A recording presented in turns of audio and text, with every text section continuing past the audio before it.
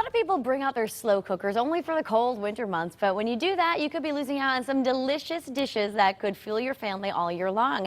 Dina Cheney is a writer for several magazines as well as the author of 4 cookbooks, including her latest year-round slow cooker. Welcome to the show, Thank Dina. you. I'm a huge fan of the slow cooker year-round. It's That's so great. easy and so convenient. It's so true.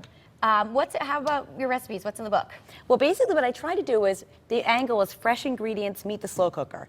So, go to the farmer's market, get some great vegetables all year, long, fruit, and just cram them into your slow cooker dishes. I have to tell you though, I'm a little bit guilty of using those pre-packaged mixes because it's so easy. You just throw it in. I know. It is easy, but these recipes are still easy and they're healthier because there's less salt, there are fewer processed ingredients, and they taste fresh. Because the problem with a lot of slow cooker dishes is even though using the slow cooker is so convenient, sometimes the food that comes from it is a little subpar.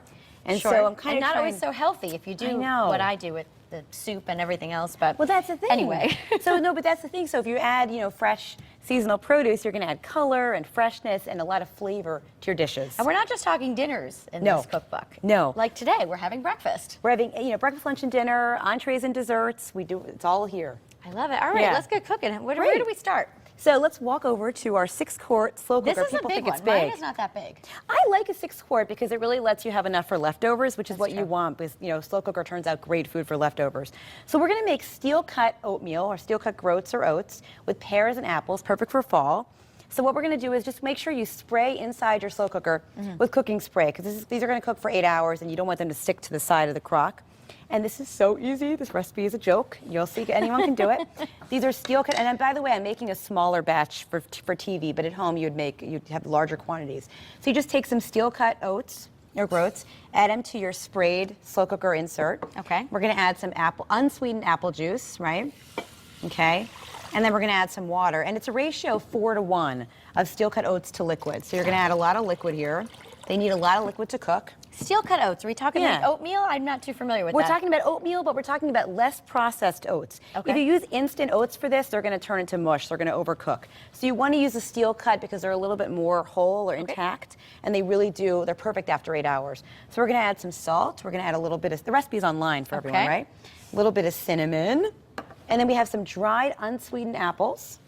And we also have some dried sweetened pears finely chopped. This is the hardest part of the recipe is you have to chop them. Chopping the fruit, right? Which takes like 5 minutes.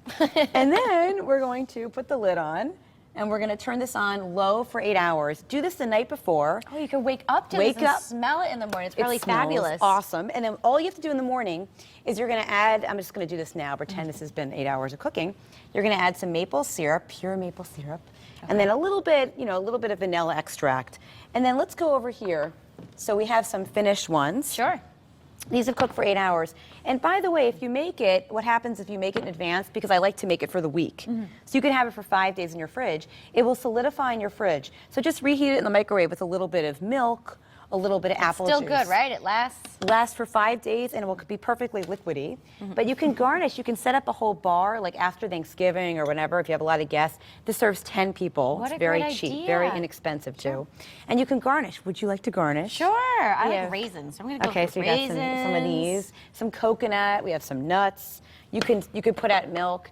You can kind of go crazy. You can do chopped fresh. I didn't want them to brown here, but you can put out, fresh chopped apples and pears, whatever you want, and personalize your oatmeal. Wasn't that easy? Yes. And that's really the whole recipe. Fantastic. We're going to dig in at the end of the show. Talk to me about some of the other recipes in your cookbook. So there are several briskets. I love brisket. So there's one with caramelized onions and red wine and pomegranates. Wonderful. Yeah, there's a rice pudding that's kind of Thai inspired. It's got coconut milk and lemongrass and citrus, citrus zest. I try to take recipes from all over the world and, inspirations because people all over the world tend to slow cook food. Is that right? It's not just an American thing? Well, even if they don't use a slow cooker, low and slow, it's sort of an international technique because you can take really inexpensive cuts of meat, humble ingredients, and turn them into gold. So I have, from Asia, from Russia, the Caribbean. Wow. I tried to make everything colorful and exciting, the opposite of the brown sludge common from so many slow cooker recipes. Where can we find your book, Dina?